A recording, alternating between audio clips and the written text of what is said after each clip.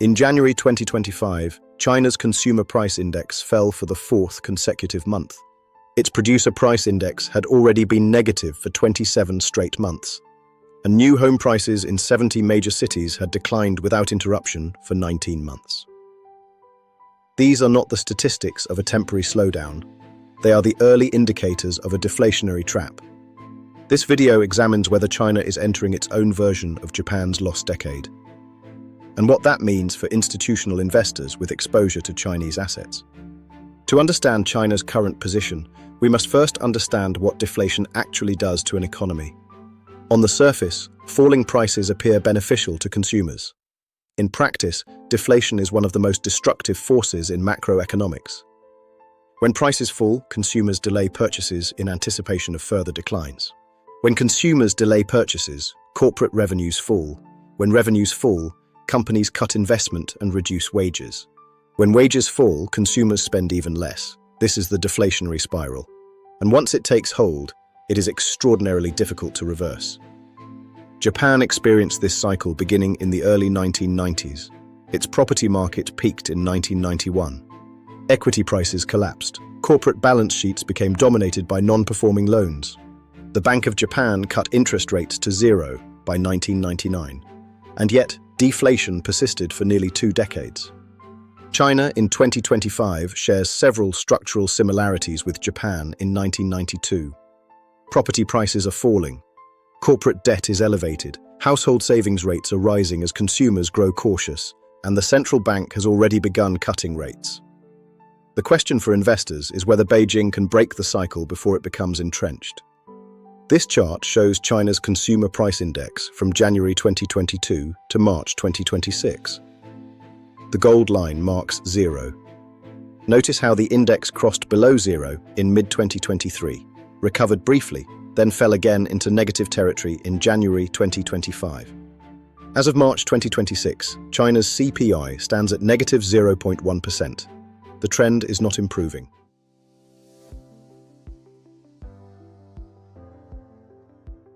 The origin of China's deflationary pressure lies in its property sector. For 2 decades, residential property was the primary savings vehicle for Chinese households. At its peak, real estate and related industries accounted for approximately 25% of China's GDP. Households allocated an estimated 70% of their net worth to property. This concentration created systemic risk. When Beijing moved to restrict developer leverage in 2020 through the 3 red lines policy, it triggered a chain reaction. Evergrande defaulted on its offshore debt in December 2021. Country Garden, once China's largest developer by sales, missed bond payments in August 2023. By January 2026, new home prices in 70 major Chinese cities had fallen for 19 consecutive months. In Tier 3 and Tier 4 cities, prices have declined by as much as 30% from their 2021 peaks. This chart shows the new home price index from January 2021 to February 2026. The index stood at 100 in January 2021. It now stands at 85.1. That is a 15% decline from peak, and the trajectory shows no sign of stabilizing. The wealth effect of this decline is significant. When households see the value of their primary asset fall, they reduce consumption and increase savings as a precaution. China's household savings rate rose to 32% in 2024, one of the highest levels recorded in the post-reform era. The second structural parallel with Japan is corporate debt. China's non-financial corporate debt stands at approximately 166% of GDP as of 2025, according to the Bank for International Settlements. This is one of the highest ratios in the world for a major economy. High corporate debt creates what economists call a balance sheet recession. Companies prioritize debt repayment over new investment. Even when interest rates fall, businesses do not borrow to expand. They borrow to survive. Richard Koo of Nomura Research Institute, who coined the term balance sheet recession to describe Japan's experience, has explicitly identified China's current situation as fitting the same pattern. This chart compares non-financial corporate debt as a percentage of GDP across 5 categories. China in 2025 stands at 166%, higher than Japan at the peak of its bubble in 1992, which stood at 150%. In China's case, the debt overhang is concentrated in 3 areas. Local government financing vehicles accumulated an estimated 60 trillion renminbi in hidden liabilities by 2024. Property developers carry approximately 20 trillion renminbi in total liabilities, and state-owned enterprises carry significant legacy debt loads. Beijing's November 2024 debt swap program, worth 10 trillion renminbi, was designed to refinance this debt at lower rates. This reduces immediate default risk, but it does not eliminate the debt. The drag on investment and growth remains. Beijing is not passive in the face of these pressures. The policy response since September 2024 has been the most aggressive since the 2008 global financial crisis. In September 2024, the People's Bank of China cut the reserve requirement ratio by 50 basis points, releasing approximately 1 trillion renminbi in liquidity into the banking system. The loan prime rate was cut to 3.1% in October 2024, the lowest level on record. The National Development and Reform Commission approved 200 billion renminbi in additional infrastructure spending in October 2024. The Ministry of Finance announced the 10 trillion renminbi debt swap program in November 2024. Goldman Sachs estimated in February 2025 that the total fiscal and monetary stimulus announced since September 2024 amounts to approximately 2.5% of GDP. This is meaningful, but it is significantly below the 12.5% stimulus package deployed during the 2008 financial crisis, which successfully pulled China out of the global downturn within 2 quarters. This chart shows China's one-year loan prime rate from Q1 2020 to January 2026. The rate stood at 4.15% in early 2020. It has fallen in a series of cuts to 3.1% in October 2024, marked by the gold-dashed line. The direction is clear. The PBOC is easing aggressively. But the difference between 2008 and today is the condition of the private sector receiving that stimulus. In 2008, China's private sector was underleveraged and ready to absorb it. In 2025, it is overleveraged and cautious. Stimulus that flows into an economy where households and companies are focused on debt repayment produces limited impact. This is precisely what Japan experienced in the 1990s. It would be too simplistic to conclude that China's fate is sealed. There are 3 structural differences between China in 2025 and Japan in 1992 that matter to investors. First, China's urbanization rate stands at 67%.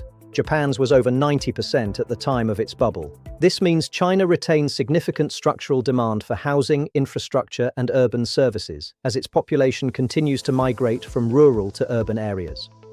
Second, China's export sector remains highly competitive. Export growth was 10.7% year-on-year in December 2024, driven by electric vehicles, batteries, and solar equipment.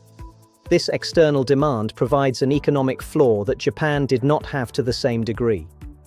Third, the Chinese government's debt-to-GDP ratio stands at approximately 55%, far below Japan's current 260%. Beijing retains significant capacity to deploy additional stimulus if deflationary pressures worsen. The bear case is that structural reform, particularly reducing the economy's dependence on property and infrastructure investment, and shifting toward household consumption, has not been delivered despite years of policy statements. Until consumption rises as a share of GDP, the deflationary dynamic will persist regardless of short-term stimulus. Chinese equity valuations have derated significantly over the past 4 years. This chart shows the MSCI China forward price-to-earnings ratio from 2018 to 2025. The historical average is 12.5 times, shown by the gold-dashed line. The index peaked at over 16 times in 2020 during the post-pandemic liquidity boom. It now trades at 9 times forward earnings. This discount reflects the deflationary risk premium the market is already pricing in. For investors with a long-time horizon and high risk tolerance, this derating represents a potential entry point. For investors focused on capital preservation, It represents a signal to reduce exposure until the deflationary trend reverses. Chinese government bonds tell a different story. As deflation expectations have become entrenched, bond prices have risen and yields have fallen. This chart shows the China 10-year government bond yield from January 2020 to March 2026. The yield stood at 3.1% in early 2020. It fell below 2%, the gold threshold line, in January 2025 for the first time on record. It now stands at 1.92%. This is a direct parallel to Japan's bond market behavior in the late 1990s. As deflation became entrenched in Japan, government bond yields fell steadily towards zero. Investors holding Chinese government bonds have benefited from this rally. The question is how much further yields can fall. The third investor consideration is currency exposure. A deflationary environment combined with large-scale fiscal stimulus creates renminbi depreciation pressure. When a central bank cuts rates and a government expands its balance sheet simultaneously, the currency typically weakens. The renminbi fell approximately 2.8% against the US dollar between July and November 2024. Investors with unhedged Chinese asset exposure, whether equities, bonds, or private market positions, should review their currency overlay strategies. The cost of hedging renminbi has decreased as the interest rate differential between China and the United States has narrowed. For institutional investors, a partial currency hedge may now be cost-effective.